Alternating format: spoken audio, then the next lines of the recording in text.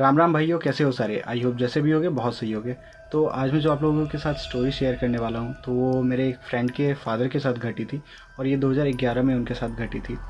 और ये जो स्टोरी है तो ये थोड़ा अजीब है। देखते हैं आप लोगों को भी आखिर में समझ में आता है कि नहीं कि उनके फादर के साथ क्या हुआ था। तो चलो अब स्टोरी को स्टार्ट करते हैं। Let's roll the intro.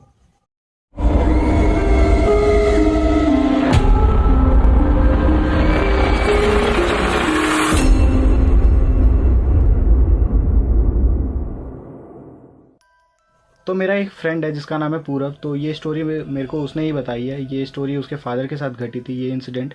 तो 2011 के मार्च की ये बात है। तो उस टाइम ऐसा था कि पूरव एक जॉइंट फैमिली में रहता है। मतलब उसकी बहुत बड़ी फैमिली है जिसके अंदर उसके ताऊ जी हैं, फिर ताऊ जी के बेटे हैं और फिर ताऊ जी की बहू वगैरह है। मतलब उनके बेटे की शादियाँ हो रखी है। और फिर पूरव के फादर और पूरव की मदर और दादा दादी, ये लोग हैं उसके पूरे फैमिली में। मतलब ये बहुत बड़ा फैमिली है।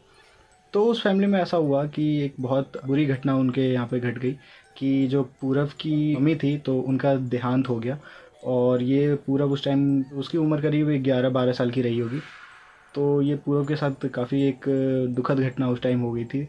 तो ऐसा हुआ कि वो जो घटना हुई थी तो वो कोई नेचुरल घटना नहीं थी। मतलब कोई बीमारी वगैरह से उनकी मौत नहीं हुई थी, बल्कि किसी बहुत ही ख़राब रीज़न की वजह से मौत हुई थी।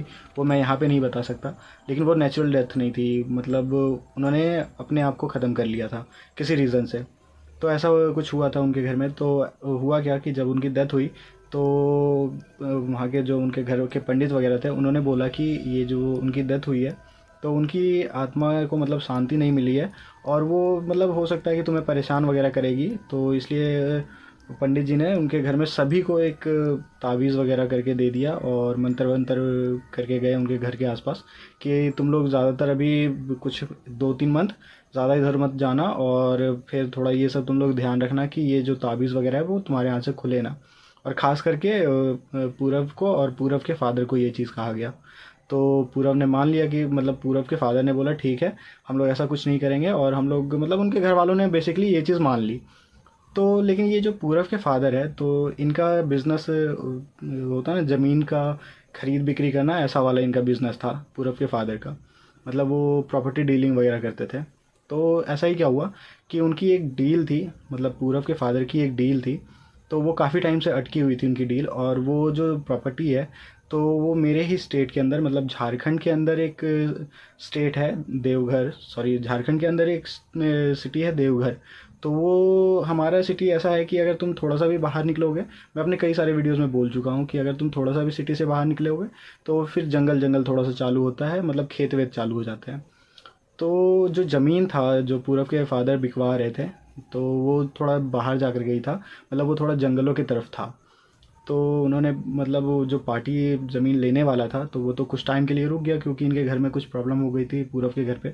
तो पार्टी समझ गया था कि हाँ अभी इनके घर में प्रॉब्लम है तो अभी चलो इनको तंग नहीं करते। लेकिन जैसे ही 1 मंथ लगभग बीता होगा तो वो जो पार्टी था तो वो पूरब के फादर के ऊपर प्रेशर डालने लगा कि आप जो ज़मीन हम लोगों को दिखवा के रखे थे तो उसका पेमेंट वगैरह हो चुका है, तो वो मतलब ज़मीन हम लोगों को ठीक से रजिस्टर वगैरह करवा दो। फिर मतलब लेट क्यों करवा रहे हो। तो पूरब के फादर उस टाइम किसी कारण से कहीं मतलब फंसे हुए थे तो वो उस ज़मीन को नहीं दिलवा पा रहे थे। तो इस वजह से वो पूरब के फादर भी उस टाइम काफ़ी परेशान रहते थे। तो कोई रीज़न था जिस वजह से वो ज़मीन वो उस पार्टी को नहीं दिलवा पाए। तो उन्होंने फिर उस पार्टी को एक ऑफ़र दिया कि उनके पास एक और ज़मीन है जो कि थोड़ा जंगलों के बीच में है। मतलब वो ज़मीन ठीक है, जंगलों के बीच मतलब इन द सेंस कि वो थोड़ा रोड से किनारे है और वहाँ पे थोड़ा पेड़ वेड़ है और खेत मतलब होता है ना खेत वेत, तो वैसी जगहों पे है। तो तुम अगर चाहो तो वो ज़मीन देख सकते हो। तो उस पार्टी ने बोला ठीक है, तुम वो तो नहीं दिलवा पाए, यही दिलवा दो।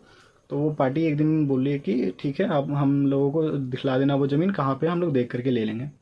तो पूरब के फादर तैयार हो गए और उन्होंने एक डेट उन लोगों को दे दिया कि उस डेट में आप लोग सुबह आ जाना वहाँ पे, मैं वहीं पे आप लोगों को मिलूँगा। तो ऐसे करके इनके यहाँ पे बात हुई। और ये सब मार्च के मतलब गर्मियाँ स्टार्ट ही होने वाली थी और उस टाइम थोड़ा थोड़ा हवा चलता है ना, ज़्यादा नहीं लेकिन थोड़ा थोड़ा हवा चलता है उस टाइम। तो ऐसा सीज़न था वो। तो सब बात बात हो गया पार्टी से कि ऐसे करके आप वहाँ पे आ जाना, ज़मीन दिखला दूंगा, पूरब के फादर ने बोल दिया था। और ये उनके घर में जो घटना हुई थी पूरब के घर में, तो उससे बस 1 मंथ ही हुआ था वो चीज़ हुए हुए।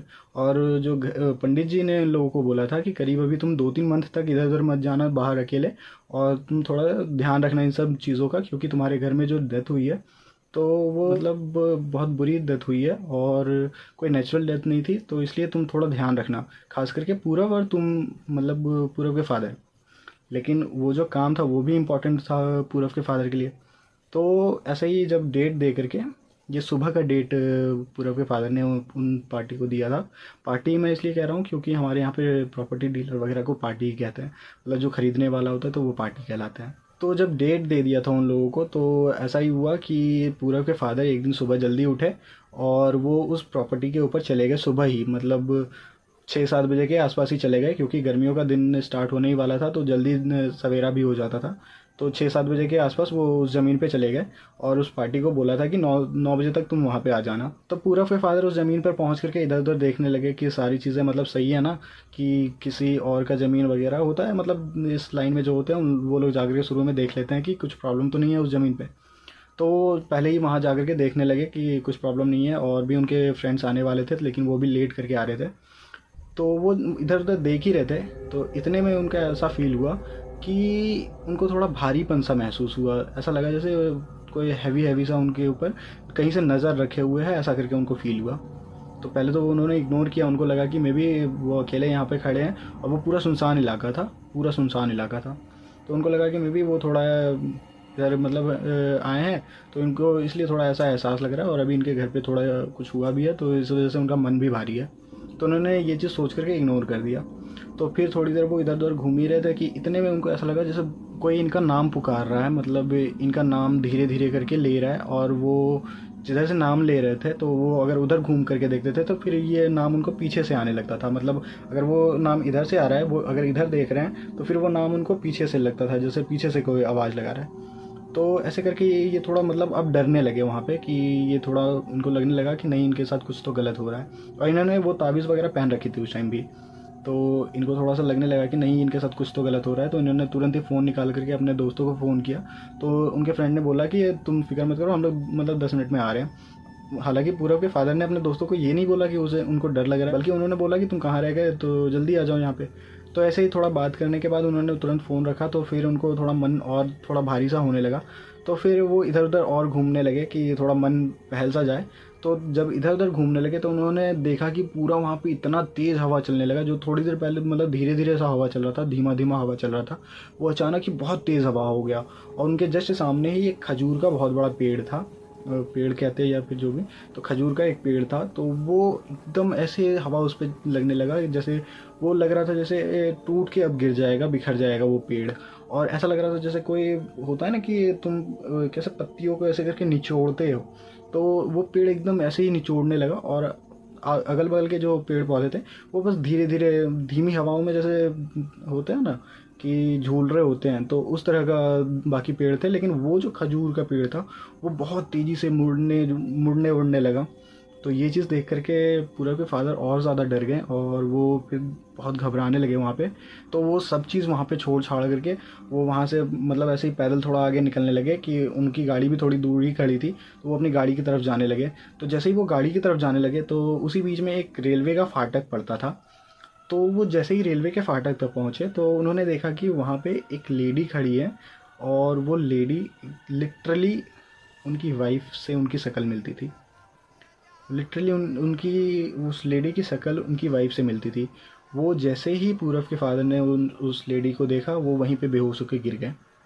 वो वहीं पे बेहोश होकर के गिर गए। उसके बाद थोड़ी देर के बाद उनके फ्रेंड वगैरह वहाँ पे आ चुके थे।